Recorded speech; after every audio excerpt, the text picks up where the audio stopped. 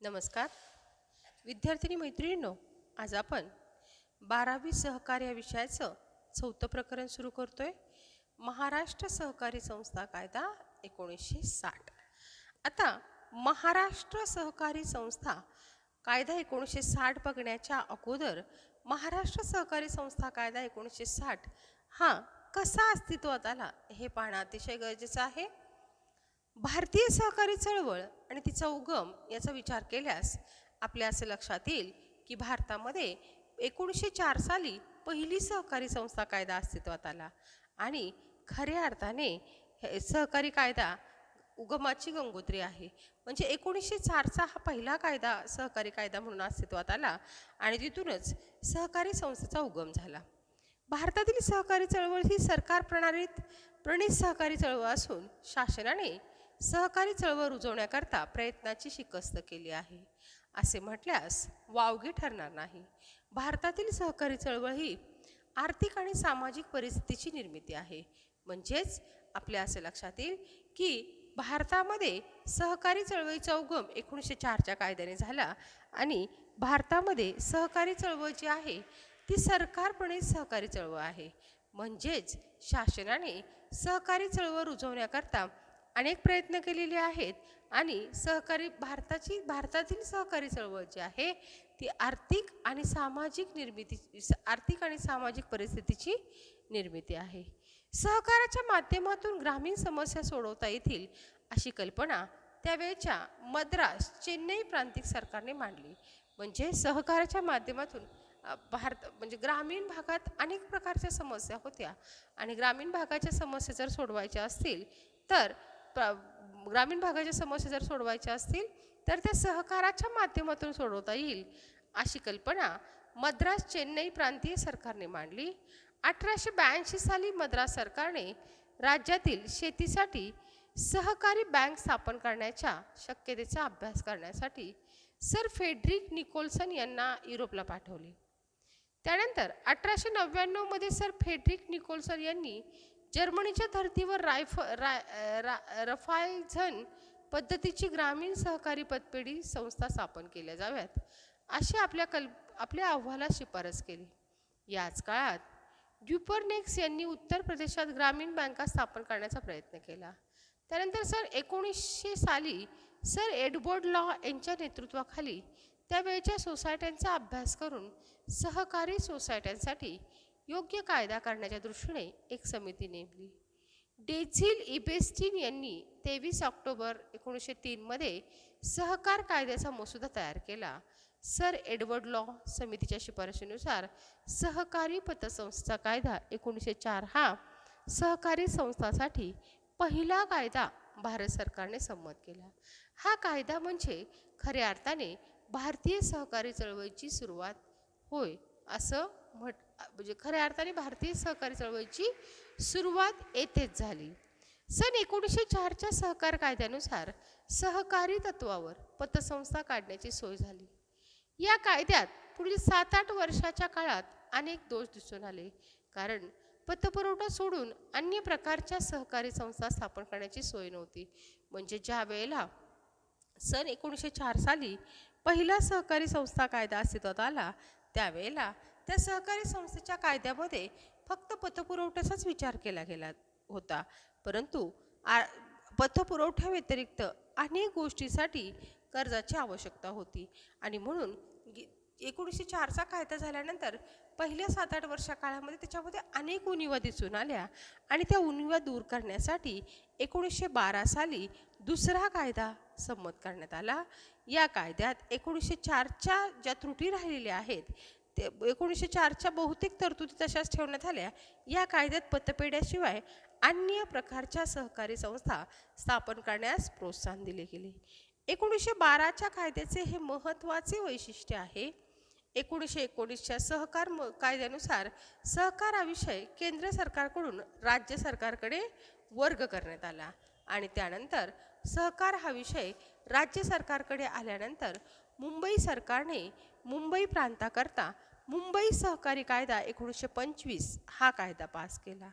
आता हा कायदा पास झाल्यानंतर या कायद्यात देखील बदलत्या परिस्थितीनुसार कायद्यातील दुरुस्त्या अपुऱ्या व योग्य वाटू लागल्या आणि त्यामुळे 1925 ते 1960 या काळात कायद्यात वेळोवेळी दुरुस्त्या करण्यात आल्या, परंतु परिपूर्ण अशा कायद्याची आवश्यकता भासू लागल्याने भारत सरकारने 1956 साली एक समिती नेमली व मुंबई सरकारने GM लाड यांच्या अध्यक्षतेखाली अभ्यास व पाहणी समिती नेमली. या समित्यांचा अहवाल आणि शिफारसी लक्षात घेऊन महाराष्ट्र कायदे मंडळाने नवीन सहकारी कायद्याचे विधेयक 1960 मध्ये मंजूर केले.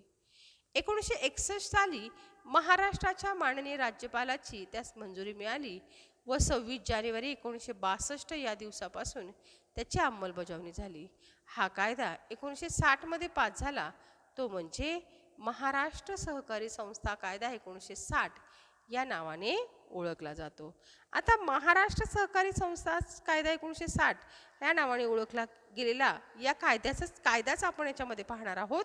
1960च्या सहकारी कायद्यात आजपर्यंत अनेक दुरुस्त्या करण्यात आल्या. 1960च्या महाराष्ट्र सहकारी संस्थांच्या कायद्याला 57व्या घटना दुरुस्ती अंतर्गत 14 फेब्रुवारी 2013 मध्ये नवीन दुरुस्त्या सुचवण्यात आल्या आणि या प्रकरणामध्ये आपण महाराष्ट्र सहकारी संस्था कायद्यातील महत्त्वाच्या तरतुदी, भांडवल उभारणी सभा याबाबतच्या तरतुदी व त्यांच्या कार्यपद्धतीचा अभ्यास करणार आहोत. आता याच्यामध्ये पहिल्यांदा आपल्याला पाहायचं आहे ते म्हणजे सहकारी संस्थेची भांडवल उभारणी. कोणताही व्यवसाय सुरू करायचा असेल तर आणि तो व्यवसाय पुढे चालवायचा असेल तर त्या व्यवसायासाठी भांडवलाची नितांत आवश्यकता असते. जशी आपल्या शरीरामध्ये आपले शरीर व्यवस्थित चालण्यासाठी रक्ताची आवश्यकता असते, तशीच कुठलाही व्यवसाय असेल तर तो व्यवसाय चालवण्यासाठी त्याला भांडवलाची आवश्यकता असते. सभासदांच्या आर्थिक हितसंबंधाचे संवर्धन करणे हे सहकारी संस्थेचे प्रमुख उद्दिष्ट असते. त्याचप्रमाणे सहकारी संस्थांना देखील आपला व्यवसाय चालवण्यासाठी भांडवलाची आवश्यकता असते. सभासदांना कर्ज पुरवठा करणे, विविध कृषी आदाने पुरवणे, जीवनावश्यक वस्तूंचा पुरवठा करणे इत्यादी कामे करण्यासाठी सहकारी संस्थांकडे भांडवल आवश्यक असते. यासाठी सहकारी संस्था कायद्यातील तरतुदीनुसार भांडवल उभारणी करावी लागते. महाराष्ट्र सहकारी संस्था कायदा अधिनियम कायद्यातील कलम 28 व 29 मध्ये सहकारी संस्थेची भांडवल उभारणी संस्थांनी उभारायच्या भांडवलाविषयीच्या तरतुदी दिलेल्या आहेत. म्हणजेच थोडक्यात काय की कुठलाही व्यवसाय असेल तर त्या व्यवसायाला चालवण्यासाठी भांडवलाची नितांत गरज असते. भांडवल हे व्यवसाय चालवण्यासाठी गरजेचं असतं. आता भांडवल हे म्हणजे कुठलाही व्यवसाय संघटना असो, मग ती सहकारी संस्था जरी असेल तरी त्या सहकारी संस्थेला व्यवसाय चालवण्यासाठी भांडवलाची नितांत गरज असते आणि हे भांडवल जे आहे ते भांडवल सहकारी संस्था अन्य मार्गाने उभारते. मग भांडवल दोन मार्गाने उभारले जाते, एक अंतर्गत भांडवल आणि एक बहिर्गत भांडवल. त्यासाठी संस्था अन्य मार्गाने भांडवल उभारणी करतात. संस्थेला उद्दिष्ट साध्य करण्यासाठी म्हणजे सहकारी संस्थेच्या समोरचं जे उद्दिष्ट आहे ते उद्दिष्ट जर सहकारी संस्थेला साध्य करायचं असेल तर सहकारी संस्थेला भांडवल उभारणी करावी लागते. भांडवल उभारणी आवश्यक असते. मग भांडवल उभारणी कशासाठी आवश्यक असते? सहकारी संस्थांना त्यांचा व्यवसाय चालवण्यासाठी भांडवलाची आवश्यकता असते. मग एखादी पतपुरवठा संस्था असेल तर सभासदांना कर्ज पुरवठ्यासाठी करण्यासाठी भांडवल उभारणी लागते. शेती सहकारी संस्था असेल तर कृषी आदाने पुरवण्यासाठी भांडवल आवश्यकता लागते. सेवा सहकारी संस्था असेल तर जीवन आवश्यक वस्तूचा पुरवठा करण्यासाठी भांडवलाची गरज असते. ज्या प्रकारच्या सहकारी संस्था असतील त्या प्रकारचं कामकाज करण्यासाठी सहकारी संस्थेला भांडवलाची आवश्यकता असते. त्या भांडवल उभारणी जी आहे ती भांडवल उभारणी करण्यासाठी म्हणजे भांडवलाच्या महाराष्ट्र सहकारी संस्था कायदा अधिनियम कायद्यातील 28 व 29 मध्ये सहकारी संस्थांची उभारायच्या भांडवलाविषयी तरतूद दिलेली आहे. आपण पाहतोय सहकारी संस्थेची भांडवल उभारणीची साधने. आता सहकारी संस्थेला सभासदाकडनं उभारलेले भाग भांडवल व्यवसायासाठी पुरेसे नसते. त्यासाठी सहकारी संस्थांना अन्य मार्गाने भांडवल उभारणी करावी लागते, कारण संस्थेची उद्दिष्ट साध्य करण्यासाठी भांडवलाची आवश्यकता असते. आता भांडवल उभारणी करत असताना सहकारी संस्थेला 2 प्रकारे भांडवल उभारणी पूर्ण करावं लागतं. सहकारी संस्थेला आपले उद्दिष्ट पूर्ण करण्यासाठी भांडवलाची आवश्यकता असते आणि ते भांडवल 2 मार्गाने उभारणी करता येते. एक म्हणजे अंतर्गत भांडवल आणि दुसरं म्हणजे बहिर्गत भांडवल. आता हे जे अंतर्गत भांडवल आणि बहिर्गत भांडवल आहे ते आपण डिटेल्स पाहणारच आहोत. पण अंतर्गत भांडवल म्हणजे काय, बहिर्गत भांडवल म्हणजे काय, त्याचे प्रकार, ह्या सगळ्या गोष्टी आपल्याला पाहायच्या आहेत. परंतु अंतर्गत भांडवल उभारणी म्हणजे सहकारी संस्था स्वतः भांडवल उभारणीची करणार आहे. थोडक्यात काय की स्वतःजवळचं भांडवल म्हणजे अंतर्गत भांडवल आणि बाहेरून घ्यायचं भांडवल म्हणजे बहिर्गत भांडवल. आता अंतर्गत भांडवल उभारणी सहकारी संस्था कशी करू शकते, तर सहकारी संस्था सभासदांना भागांची विक्री करून अंतर्गत उभारणी करू शकते. त्याचबरोबर प्रवेश शुल्क घेऊन भांडवल उभारणी करू शकते. सहकारी संस्थेला ज्या वेळेला नफा होईल त्यातील 25% भाग त्यांनी राखीव निधीमध्ये ठेवला पाहिजे. त्या राखीव निधीच्या मार्फत भांडवल उभारणी करू शकते. सभासदांच्या ठेवी, सभासद ज्या वेळेला सहकारी संस्थेकडे ठेवी ठेवतो त्याच्या मार्फत भांडवल उभारणी करू शकते. आता ही झाली सहकारी संस्थेची अंतर्गत भांडवल उभारणी. आता बहिर्गत भांडवल उभारणीमध्ये काय केलं जातं, जसं सभासदांच्या ठेवी स्वीकारल्या जातात तशाच बिगर सभासदांच्या ठेवी देखील स्वीकारल्या जातात. सहकारी संस्था कर्ज पुरवणाऱ्या सहकारी संस्था, कर्ज पुरवठा करणाऱ्या बँका असतील त्यांच्याकडनं कर्ज व अग्रिमे म्हणजे ॲडव्हान्स रक्कम घेते. त्याचबरोबर सहकारी संस्था प्रॉपर्टी तारण ठेवून कर्ज रोख्याची विक्री करते आणि बऱ्याचदा सहकारी संस्था हे शासनाचा उपक्रम असल्यामुळे सहकारी संस्थेला अनुदान व मदत केली जाते. त्या अनुदान आणि मदतीच्या सहाय्याने देखील भांडवल उभारणी केली जाते. बऱ्याचदा सहकारी संस्थेला देणग्या व बक्षिसं देखील दिली जातात. अशा प्रकारे अंतर्गत मार्गाने आणि बहिर्गत मार्गाने सहकारी संस्था भांडवल उभारणी करते. आता यातला हा भाग आपल्याला पाहायचा आहे, तो म्हणजे अंतर्गत भांडवल उभारणीची साधने किंवा अंतर्गत भांडवल उभारणी म्हणजे काय. आता बघा, अंतर्गत भांडवल उभारणी internal source of capital raising म्हणजे आपण इंटरनल सोर्स काय आहेत आपल्याला भांडवल उभारणी करण्यासाठी. सहकारी संस्थेच्या दृष्टीने भांडवल उभारणी अंतर्गत साधने फार महत्त्वाची, भांडवल उभारणीची अंतर्गत साधने फार महत्त्वाची असतात, कारण या साधनाद्वारे सहकारी संस्थेकडे कायमस्वरूपी अथवा दीर्घ मुदतीसाठी भांडवल जमा होते. अंतर्गत साधनाद्वारे भांडवल मोठ्या प्रमाणात जमल्यास संस्था स्वावलंबी बनू शकते आणि संस्थेला आर्थिक श्रेय देखील प्राप्त होऊ शकतं. अंतर्गत मार्गाने गोळा केलेले भांडवल हे सहकारी संस्था आपल्या सभासदांकडून गोळा करते. या मार्गाने उभारलेले भांडवल सभासदत्व असेपर्यंत संस्थेने परत करणे बंधनकारक नसते. असे भांडवल बाह्य साधनेच्या तुलनेने स्वस्त पडते. भांडवल उभारणीची अंतर्गत साधने. आता अंतर्गत साधनामध्ये सहकारी संस्थेच्या दृष्टिकोनातून अंतर्गत मार्गाने भांडवल उभारणीचं साधन जे आहे ते अतिशय महत्त्वाचं आहे, कारण ही अंतर्गत भांडवल उभारणीची साधनं जी आहेत ती सहकारी संस्थेसाठी खूप महत्त्वाची असतात, कारण या साधनाद्वारे सहकारी संस्थेकडे कायमस्वरूपी आणि दीर्घ मुदतीचे भांडवल जमा होत असतं. आता हे भांडवल जे आहे ते भांडवल सहकारी संस्था अंतर्गत साधनाद्वारे मोठ्या प्रमाणात जमवू शकते. त्यामुळं सहकारी संस्था पूर्णपणे स्वावलंबी बनते. तिला दुसऱ्यावर कोणावर अवलंबून राहावं लागत नाही आणि संस्थेला आर्थिक स्थैर्य देखील मिळते. कारण बघा, आपल्याकडे जर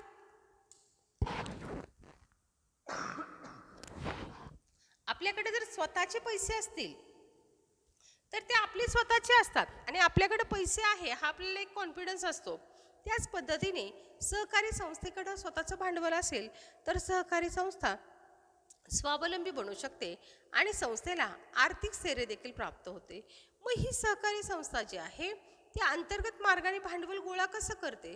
तर सहकारी संस्था आपल्या सभासदांकडनं म्हणजे जे सहकारी संस्थेत सभासद आहेत त्या सभासदांकडून ठेवी गोळा करते, त्या मार्गाने भांडवल उभा करते. मग काय होतं, जोपर्यंत सभासद अस्तित्वात आहे तोपर्यंत ते भांडवल त्याला परत करणं सहकारी संस्थेवर बंधनकारक नसतं. त्यामुळं काय होतं की अंतर्गत भांडवल उभारणीचं स्वतःचं भांडवल जे आहे ते भांडवल दीर्घ मुदतीचं आणि कायमस्वरूपी असतं. बाह्य भांडवलाच्या तुलनेमध्ये जर अंतर्गत भांडवलाचा विचार केला तर अंतर्गत भांडवल हे जास्त स्वस्त पडतं, कारण अंतर्गत भांडवल हे स्वतःचे भांडवल असते आणि त्यामुळं ते जास्त स्वस्त आणि दीर्घ काळापर्यंत टिकणारं असतं. आता यातील पहिला प्रकार आहे ते म्हणजे भाग भांडवल. भाग भांडवल हे सहकारी संस्थेचे पहिला प्रकार आहे भाग भांडवल. भाग भांडवल हे सहकारी संस्थेचे अंतर्गत भांडवल उभारणीचे एक प्रमुख साधन आहे, वित्तीय साधन आहे. भाग भांडवल हे सहकारी संस्थेच्या मालकीचे भांडवल असते. भाग म्हणजे काय? भाग म्हणजे संस्थेच्या सभासदांचा एकूण भांडवलातील लहान हिस्सा किंवा अंश. सहकारी संस्था जेव्हा भागांची विक्री करून भांडवल जमा करते तेव्हा त्यास भाग भांडवल असं म्हणतात. व्यवसायाच्या स्वरूपानुसार भागांची दर्शनी किंमत ठरलेली असते. भागांची दर्शनी किंमत किती असावी याबाबत संस्थेच्या पोटनियमात नमूद केलेले असते. सहकारी संस्थेत भांडवलापेक्षा व्यक्तीला जास्त महत्त्व असते. भाग भांडवलावर सहकारी संस्थेची प्रत ठरते. भाग धारण करणाऱ्या व्यक्तीस भागधारक असं म्हणतात. भाग भांडवल अशा पद्धतीने जमा केले जाईल याविषयीचे नियम संस्थेच्या उपविधीत नमूद केलेले असतात. संस्थेच्या उपविधीत अधिकृत भाग भांडवलाचा उल्लेख असतो. आता भाग भांडवल म्हणजे काय? भाग भांडवल म्हणजे भाग भांडवल हे सहकारी संस्थेचे अंतर्गत भांडवल उभारणीचे एक प्रमुख वित्तीय साधन आहे की ज्याद्वारे सहकारी संस्था भांडवल उभा करू शकते. आता भाग भांडवल हे सहकारी संस्थेचे मालकीचे भांडवल असते. भाग भांडवल म्हणजे नेमकं काय? भाग म्हणजे सहकारी संस्थेच्या सभासदांच्या एकूण भांडवलातील एक लहान हिस्सा. म्हणजे ज्या वेळेला एखाद्या व्यक्तीला सहकारी संस्थेचे सभासद व्हायचे असते त्यावेळेला त्यांनी सहकारी संस्थेचा भाग खरेदी करणं आवश्यक असतं.